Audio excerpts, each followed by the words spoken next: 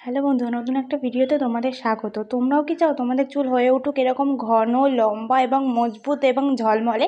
তো একটা ঘরোয়া টিপস তোমাদের সাথে শেয়ার করছি। 1 গ্লাস জল নেবে, জলটা একটু ফুটে উঠলে এতে তোমরা অ্যাড করবে 1 চামচ কালো জিরে।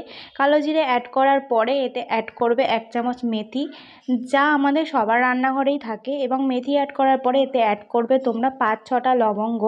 লবঙ্গ অ্যাড করার পরে এটিতে অ্যাড করবে 1 চামচ চা পাতা।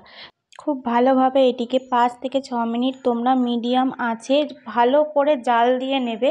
এবং জাল দিয়ে নেওয়ার পরে তোমরা এই মিশ্রণটিকে ছেঁকে নেবে। ছেঁকে নেওয়ার পরে তোমরা যে শ্যাম্পু ব্যবহার করো সেই শ্যাম্পু এতে অ্যাড করতে হবে, এবং অ্যাড করার পরে খুব ভালোভাবে আরেকটু মিশিয়ে নিতে হবে। মিশিয়ে নেওয়ার পরে তোমরা যেমন নর্মালভাবে শ্যাম্পু করো তেমনই সপ্তাহে 2 থেকে 3 দিন এটাকে ইউজ করার পরে তোমরা যে রেজাল্ট পাবে, জাস্ট তোমরা অবাক হয়ে যাবে। তো এটা নর্মালি 2 থেকে 3 দিন সপ্তাহে ইউজ করো, তোমরা নর্মালভাবে যেমন শ্যাম্পু করো। চ্যানেলটাকে সাবস্ক্রাইব করতে ভুলো না। সবাই ভালো থেকো, সুস্থ থেকো, টাটা।